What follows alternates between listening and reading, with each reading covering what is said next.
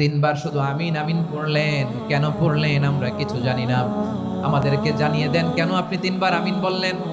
রাহমাতাল লিল আলামিন আল্লাহর হাবিব বললেন, ও আমার প্রাণের সাহাবীরা, আমি যখন মসজিদে নববীর মিম্বারের প্রথম ধাপে পা রেখেছি, সাইয়েদনা জিবরিল এসে আমাকে বলেছে, ও নবী, আপনার নাম শুনে যে ব্যক্তি আপনার উপর দুরূদ পড়ে না তার ধ্বংস। আপনি বলেন আমিন। আমি বলেছি আমিন।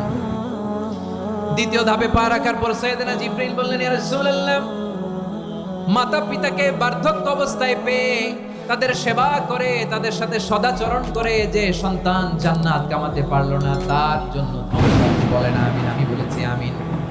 আবার মিম্বারের তৃতীয় ধাপে ঠিক যখনই আমি পা রাখলাম, সাইয়েদনা জিবরাইল বললেন, নবী, রমজান মাস পাওয়ার পরে এই মাসে ইবাদত করে যে ব্যক্তি নিজের গুনাহ মাফ করাতে পারলো না, তার জন্য ধ্বংস। আপনি আওয়াজ করে পড়েন আমিন।